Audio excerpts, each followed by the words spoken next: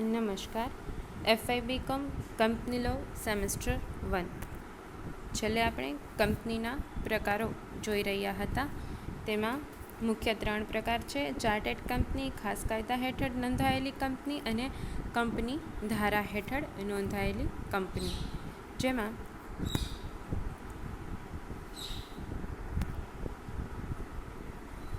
Company ધારા હેઠળ નોંધાયેલી કંપનીમાં સભ્યોની જવાબદારીના દૃષ્ટિકોણથી મર્યાદિત, અમર્યાદિત અને બાંહેધરીથી મર્યાદિત જવાબદારીવાળી કંપની. સભ્ય સંખ્યાના દૃષ્ટિકોણથી ખાનગી અને જાહેર કંપની. અને વર્ચસ્વના દૃષ્ટિકોણથી સરકારી કંપની, શાસક કંપની અને ગૌણ કંપની. વર્ચસ્વના દૃષ્ટિકોણથી સરકારી કંપની, શાસક કંપની અને ગૌણ કંપની. સરકારી કંપની કોને કહેવાય?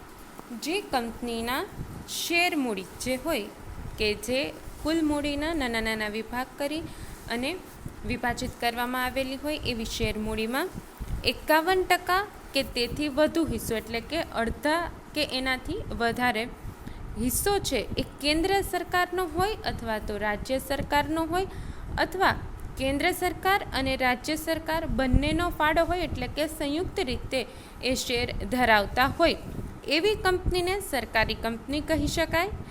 પણ સરકારી કંપનીમાં જે અમુક કલમો હોય, કાયદાની કલમો, એ જોગવાઈમાંથી મુક્તિ આપવાની જે સત્તા છે એ કેન્દ્ર સરકારને છે.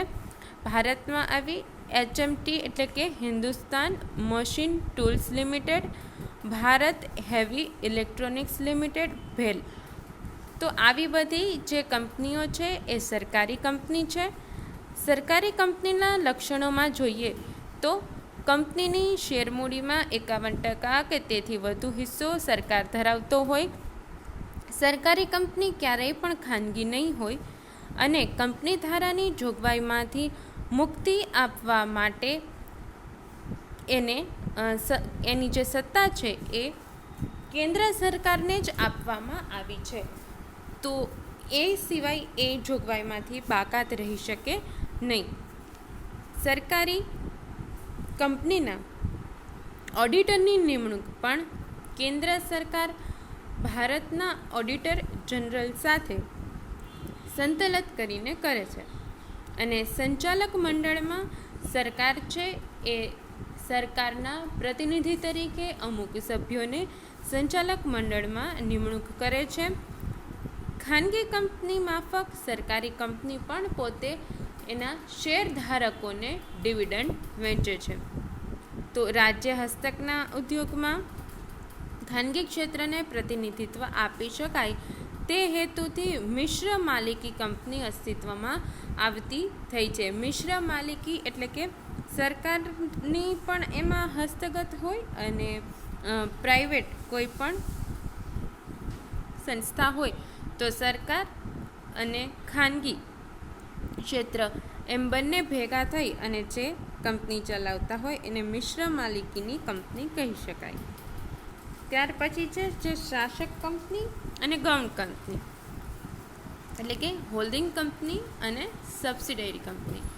શાસક કંપની એટલે કે એવી કંપની કે જે કંપની મુખ્ય કંપની કહેવાય અને એના અંડરમાં જે કંપની કામ કરતી હશે એ ગૌણ કંપની કહેવાય છે. એટલે મુખ્ય કંપની એટલે કેવી કે જે અન્ય કંપનીના 50% કે તેથી વધુ ટકા જેટલા શેર પોતાની પાસે હોય તો એ શાસક કંપની કહેવાશે. અને એ કંપનીમાં બહુમતી સંચાલકનું નિમણૂક કરવાનો અધિકાર પણ પહેલી શાસક કંપનીને જ મળતો હોય. શાસક કંપની એટલે કે કોઈ એક કંપની છે અ કંપની, એની પાસે બ કંપનીના 50%થી વધુ શેર હોય તો અ કંપની શાસક કંપની કહેવાય અને બ કંપની છે એ એની સબસિડરી કંપની કહેવાશે. હવે ગૌણ કંપની કે સબસિડરી કંપની, તો હમણાં જ આપણે વાત કરી એ મુજબ જે કંપનીના પોતાના 50% કે તેથી વધુ શેર કોઈ અન્ય કંપની પાસે હોય તો એ કંપની ગૌણ કંપની કહેવાશે અને જેની પાસે એના શેર હશે એ મુખ્ય કંપની અથવા તો શાસક કંપની કહેવાશે. અને જે ગૌણ કંપની છે એમાં સંચાલકોની નિમણૂક કરવાનો અધિકાર પહેલી શાસક કંપની પાસે જ હશે. તો વર્ચસ્વના દૃષ્ટિકોણથી સરકારી કંપની જે માત્ર સરકારની માલિકીની હશે અને એમાં કેન્દ્ર સરકાર કે રાજ્ય સરકાર કોઈની પણ માલિકીની હોય અથવા તો બંનેના ભેગા સંચાલનથી કામ કરતી હોય. અને હવે મિશ્ર પ્રકારની કંપનીઓ પણ હોય છે, એટલે કે ખાનગી કંપની અને સરકારી એમ બંનેનો ભેગો ફાળો હોય. શાસક કંપની કે જેની પાસે અન્ય કંપનીના 50 કે તેથી વધુ શેર હોય, અને ગૌણ કંપની એટલે કે એના પોતાના શેર અન્ય કંપની પાસે હશે અને જે શેરનો હિસ્સો 50% કે વધારે શેર અન્ય કંપની પાસે હશે તો પોતે ગૌણ કંપની કહેવાશે અને બીજી કંપની છે એ શાસક કંપની કહેવાશે. હવે પછી નોંધણીના સ્થાનના દૃષ્ટિકોણથી એટલે કે કઈ જગ્યાએ એની નોંધણી થયેલી છે એ કહેવાશે નોંધણીના સ્થાનના દૃષ્ટિકોણથી. એમાં બે પ્રકાર છે, ભારતીય અને વિદેશી. તમે જોઈ શકો છો બાજુમાં કે જવાબદારીના દૃષ્ટિકોણથી 3 પ્રકાર હતા: મર્યાદિત, બાંહેધરીથી મર્યાદિત, અમર્યાદિત. સભ્ય સંખ્યાના દૃષ્ટિકોણથી ખાનગી અને જાહેર કંપની. વર્ચસ્વના દૃષ્ટિકોણથી સરકારી, શાસક અને ગૌણ કંપની. અને નોંધણીના દૃષ્ટિકોણથી ભારતીય અને વિદેશી. તો હવે આપણે નોંધણીના દૃષ્ટિકોણથી જોઈએ, જેમાં સૌપ્રથમ જોઈએ ભારતીય કંપની.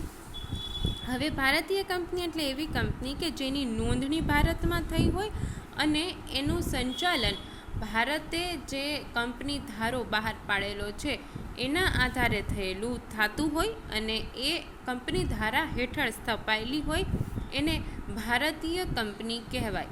ભારતીય કંપની મર્યાદિત જવાબદારીવાળી કે અમર્યાદિત જવાબદારીવાળી હોઈ શકે, એટલે જ એ ભારતીય કંપની કહેવાય. એટલે ભારતની કંપની જાહેર, ખાનગી કોઈ પણ હોઈ શકે. તો જે કંપની છે એ ભારતમાં કંપની ધારા હેઠળ સ્થપાયેલી હશે એવી કંપની છે એ ભારતીય કંપની કહેવાશે. વિદેશી કંપની અથવા તો ફોરેન કંપની કોને કહેવાય કે જે ભારતના કંપની ધારા હેઠળ ન સ્થપાણી હોય પરંતુ જેની નોંધણી ભારત બહાર થઈ હોય અને જેની રજિસ્ટર્ડ ઓફિસ ભારતમાં ન હોય તેવી કંપનીને વિદેશી કંપની કહેવાય. કે જે કંપની ભારતમાં ધંધો ચલાવતું હોય અને યોગ્ય નિયંત્રણ રાખવા માટે એના માટે કાયદામાં ખાસ અલગ જોગવાઈ કરવામાં આવેલી છે. ભારતના કંપની ધારામાં વિદેશી કંપની માટે ખાસ અલગ જોગવાઈ કરવામાં આવી છે.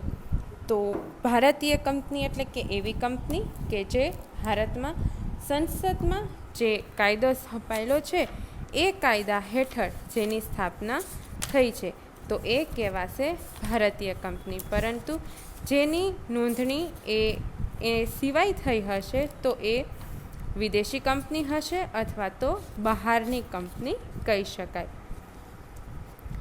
તો હેવેલ્સ છે, બજાજ છે, મિડાસ કોમ્યુનિકેશન છે, Bharat electronics limited, Phillips electronics India. તો હવે આ જે ભારત ઇલેક્ટ્રોનિક્સ લિમિટેડ, તો આ બધા જ જે કંપની છે એ બધી કેવી છે?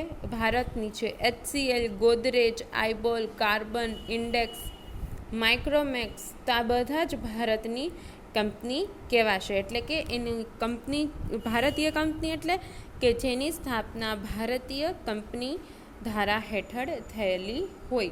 પરંતુ સેમસંગ છે, પેનાસોનિક છે, વર્લપૂલ છે, સોની છે, કેનન છે, હિટાચી છે, નિકોન, પેનાસોનિક, તોશિબા, બરાબર, તો આ બધી કંપની છે એ ભારતની બહારની છે. એટલે કે એની જે રજિસ્ટર ઓફિસ છે એ ભારતમાં આવેલી ન હોય.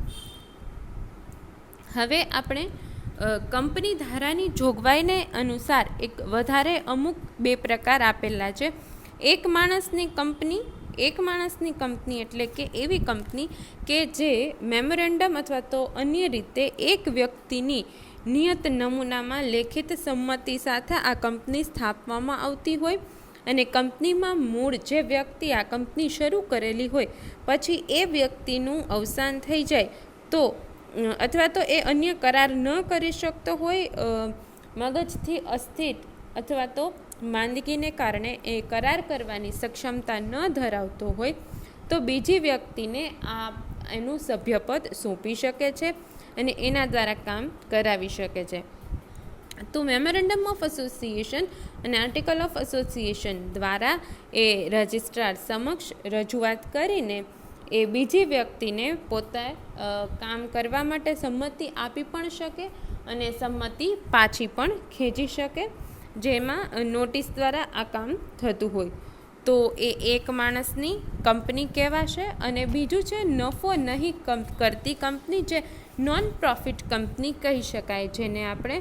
તો એના માટે ભારતીય કંપની ધારાની કલમ 8માં નફો નહીં કરતી અથવા તો બિન નફાકારક કંપની તરીકે ઓળખવામાં આવે છે અને એની જોગવાઈ પણ થયેલી છે. અને એનું કામ છે એ સામાજિક કલ્યાણનું હોય છે, શિક્ષણનું હોય, રમતગમતનું હોય, સંશોધનનું હોય, ધાર્મિક કાર્યો માટે હોય કે પછી પર્યાવરણની જાળવણી, સાહિત્ય કે કલા માટે એના હેતુથી સ્થાપવામાં આવેલી હોય, સામાજિક કલ્યાણ માટે કરવામાં આવેલી હોય.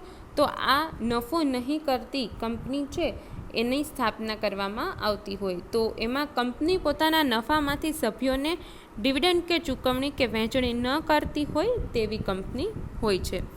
તો એ નફો ન કરતી કંપની.